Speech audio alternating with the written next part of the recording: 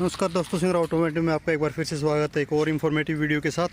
और आज हम बात करने जा रहे हैं रनिंग इन पीरियड की। रनिंग इन पीरियड के बारे में आप ज़रूर जानते होंगे।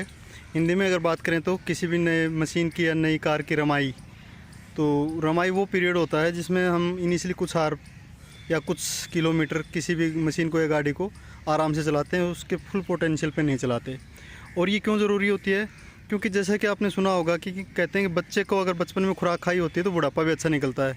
वही हाल गाड़ियों का है। अगर गाड़ी को शुरू में आराम से चलाया होता है, उसके रनिंग पीरियड को प्रॉपरली एग्जीक्यूट किया हुआ होता है, तो गाड़ी का बुढ़ापा भी अच्छा निकलता है। उसके अलावा रनिंग पीरियड ज़्यादा इम्पोर्टेंट है आपकी सेफ्टी के लिए, क्योंकि गाड़ी के बहुत सारे पार्ट्स ऐसे होते हैं जो इनिशियली इसके फुल पोटेंशियल पे नहीं होते, और उनको फुल पोटेंशियल पे आने के लिए कुछ आवर की रनिंग या कुछ किलोमीटर की रनिंग ज़रूरी है। इसलिए आप पहले ही दिन अगर गाड़ी को फुल पोटेंशियल पे चलाओगे तो चांसेस हैं कि कुछ मिस हैपनिंग हो जाए, क्योंकि जो आपकी एक्सपेक्टेशन होती हैं गाड़ी उस हिसाब से परफॉर्म नहीं करती। एक ऐसा इंसिडेंट मैं शेयर करना चाहूँगा कि जिस दिन फर्स्ट डे हम इस गाड़ी को लेके आ रहे थे, तो 80 की स्पीड पे एक हाईवे पे कर्व लेते हुए गाड़ी आउट ऑफ कंट्रोल लग रही थी मेरे को। जबकि मैंने सुना था कि इस गाड़ी की हैंडलिंग बहुत ही ज़बरदस्त है, इसके ब्रेक बहुत ज़बरदस्त हैं, लेकिन ब्रेक भी मेरे को जस्ट ओके टाइप के लगे थे। हाँ, काम चल रहा है।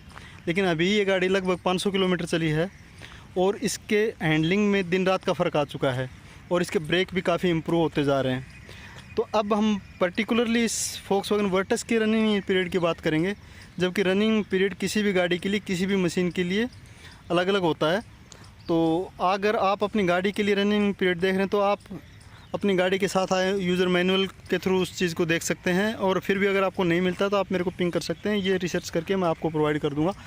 आप कमेंट बॉक्स में मेरे से कनेक्ट कर सकते हैं इसके लिए। तो इस गाड़ी में अगर रनिंग इन पीरियड की बात करें तो 3 बेसिक एरियाज़ हैं इसमें। फर्स्ट चीज़ है ब्रेक।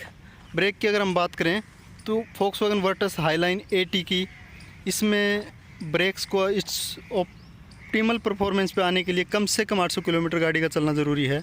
उसके बाद गाड़ी इसकी ऑप्टिमम परफॉर्मेंस पे आ जाती है, गाड़ी के ब्रेक्स इसके ऑप्टिमम परफॉर्मेंस पे आ जाते हैं। तो इसलिए अगर फर्स्ट डे आप गाड़ी को ज़्यादा भगाते हो तो गाड़ी रुकेगी नहीं आपके एक्सपेक्टेशन के अकॉर्डिंग, क्योंकि नई गाड़ी है और डिस्क और पैड दोनों ही नए हैं, तो उनकी जो ग्रिप है वो उतनी ज़्यादा अच्छी नहीं होती। और यही चीज़ अप्लीकेबल होती है जब अगर आप ब्रेक्स का काम करवा के लाते हो, डिस्क बदलवा के लाते हो, पैड बदलवा के लाते हो, तो भी उसका रनिंग पीरियड में गाड़ी को आराम से चलाएं। क्योंकि अगर आपने गाड़ी को नए पैड या डिस्क बदलवाते ही चलाया तो वो नई की तरह ही होती है और वो इसके बेस्ट परफॉर्मेंस पे नहीं होती।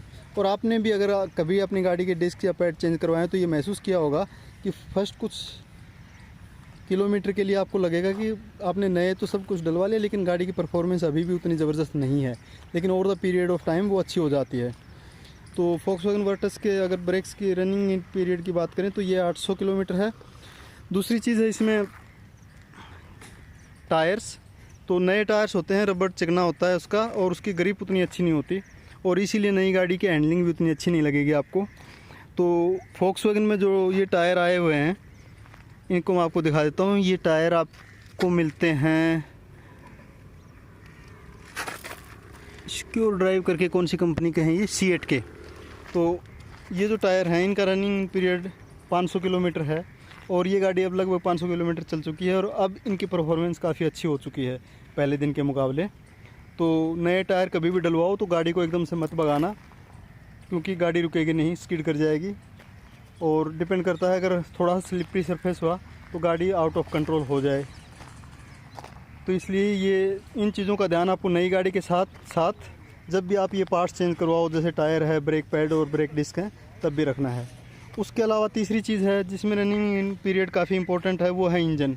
तो Volkswagen Virtus highline AT 1.0 TSI, इस इंजन की बात करें तो इसका रनिंग इन पीरियड 1500 किलोमीटर है। तो कंपनी कहती है कि पहले 1000 किलोमीटर तक आप इसको 3/4 परफॉर्मेंस से ज़्यादा यूज़ मत करें। तो इसकी टॉप स्पीड की अगर हम बात करें तो लगभग 200 किलोमीटर के आसपास है। तो कंपनी के अकॉर्डिंग 150 से ऊपर मत लेके जाओ। और अगर इसके लोड की बात करें तो 5 सीटर है, तो आप इसमें 3 से ज़्यादा बंदे मत बिठाओ। 3 या 4 मैक्सिमम हो जाते हैं, तो साथ में लगेज मत रखो। और कोई ट्रॉली वगैरह या फिर जो ट्रेलर होते हैं इंडिया में तो बहुत ज़्यादा यूज़ नहीं करते, लेकिन बाहर लोग करते हैं, तो इसलिए गाइडलाइंस ये है कि कोई लोड कैरिंग के लिए भी इसके साथ कुछ मत जोड़ो उस टाइम पर, पहले 1000 किलोमीटर पर। लेकिन मैं रिकमेंड करता हूँ कि आप पहले 1000 किलोमीटर 100 के आसपास ही चलाएँ इसको, और उसके बाद हर 100 किलोमीटर पर आप 20 की स्पीड बढ़ा लें, तो 1500 किलोमीटर पर आप 200 की स्पीड तक जा सकते हैं। कई बार क्या होता है कि कुछ बच्चे होते हैं नए नए आते ही नई गाड़ी देख के और उसकी ड्रैग रेस या टॉप 0 to 100, 0 to 150 करने लग जाते हैं। तो ये खासकर उन बच्चों के लिए भी है ये वीडियो कि ऐसा नई गाड़ी के साथ ना करें। पहले उसको कम से कम 1500 किलोमीटर चलाएं और 1500 किलोमीटर आराम से चलाएं, स्पीड उसकी मेंटेन करके रखें 100 के आसपास।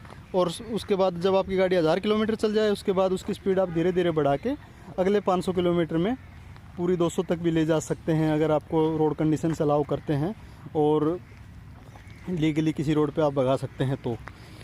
अदरवाइज़ इस चीज़ का ध्यान रखें कि इस गाड़ी को स्पीड लिमिट में ही चलाएं। तो दोस्तों ये था एक छोटा सा वीडियो रनिंग इन पीरियड के बारे में, गाड़ी की रमाई के बारे में। और ये बहुत ही इंपॉर्टेंट फैक्टर है। मैं बहुत सारी गाड़ियों को ऐसे ओनर्स को जानता हूँ जिन्होंने कहा कि नहीं, आजकल टेक्नोलॉजी मशीनें इतनी एडवांस हो चुकी हैं, रमाई की कोई ज़रूरत नहीं है, और उनकी गाड़ी 1 साल के बाद ही अजीब सा बिहेव करने लगी। स्टार्टिंग के ऊपर अलग से आवाज़ें आ रही हैं, इंजन की साउंड चेंज हो गई, इस टाइप के बिहेवियर करने लगी। तो चाहे वो फोक्सवैगन हो चाहे मारुति हो, सभी के लिए ये चीज़ अप्लीकेबल है। इंडिया में हावेवर फोक्सवैगन स्कोडा के बारे में लोग कहते हैं कि इनकी तो रमाई की ज़रूरत नहीं होती, स्पेसिफिकली इस ब्रांड के बारे में बोलते हैं, लेकिन इनकी भी है। अगर कोई यूज़र मैनुअल पढ़े प्रॉपरली तो वो समझ में आएगा कि इनके लिए भी रमाई कितनी ज़रूरी है, रनिंग इन पीरियड में गाड़ी को आराम से चलाना कितना ज़रूरी है इन ब्रांड्स की गाड़ियों को भी। तो दोस्तों इसी के साथ एंड करते हैं इस वीडियो को, और सब्सक्राइब कीजिए हमारे चैनल सिंगरा ऑटोमेटिव को इसी तरह के और इन्फॉर्मेटिव वीडियो के लिए। धन्यवाद।